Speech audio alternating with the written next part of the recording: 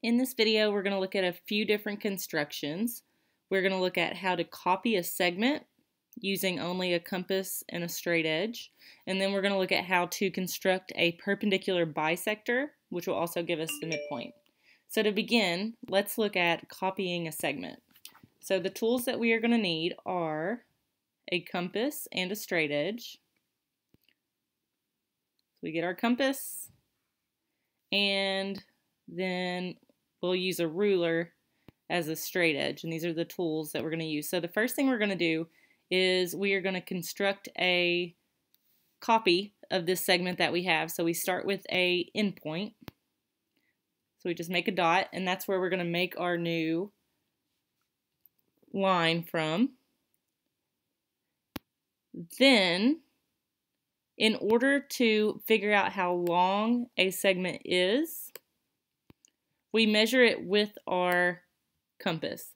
So we put 1 point at one end of the line segment, and then you're going to expand your compass so that the point of your pencil is at the other end point of your segment.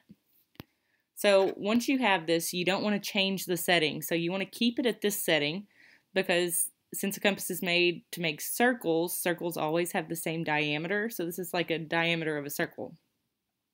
So we're just going to pick up our compass and we're going to put the point on the end point that we already made.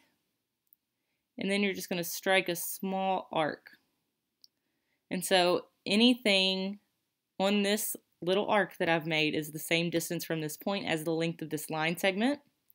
So next, I'm just going to use a straight edge, and I want to make sure that my straight edge is lined up, one end on the end point,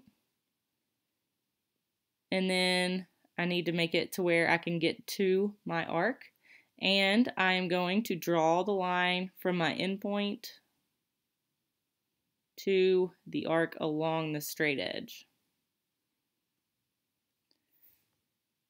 So this line segment that I just made is the same length as the one below it. You can verify that with a ruler, but since we use the compass, it is true. All right, the next thing is we're going to construct a perpendicular bisector, and that means that it's going to cut this line segment that we have in half into 2 equal pieces, and it's also going to meet it at a 90-degree angle. So we're going to get our compass, and we want to put 1 point at the first end point. So I'm just going to call the left one the first end point. And I want to make sure that my compass is over half the length of the line segment. So about right there, looks a little bit over halfway. If you don't make it halfway, then it won't meet when we make our second arc. So once I find my setting that's over half the distance, I'm going to draw an arc, which just means half a circle. So an arc is like half a circle. It doesn't have to be a full half, but for this example, half will be best for us. So then, using that same length that I already did, I want to move my compass to the other end of the line segment. Make sure that that point's lined up with the other end, and you're going to draw another arc that's going to intersect this one. So because I'm working with a computer, my compass isn't as mobile as a normal one would be. So you don't have to do this full arc. I just have to do it to get it to come over. And you just want to make sure that it intersects the arc that you already made. So I have 2 points where it's crossing.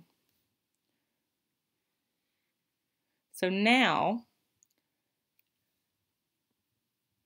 we want to make sure that we line our straight edge up with, our straight edge or our ruler, whatever we're using as our straight edge. We want to line it up with these 2 points where this arc has intersected. So I've got one crossing up here and one crossing down there.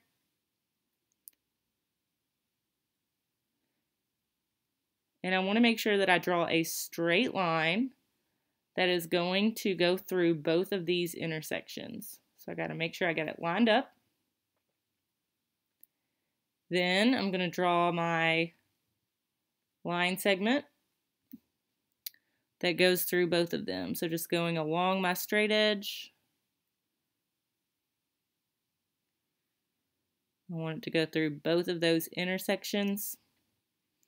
And once I do this, this is perpendicular and it should cut this in half. So just to verify that it is indeed perpendicular, we can pull out a protractor, line it up. Notice that it is at exactly 90 degrees.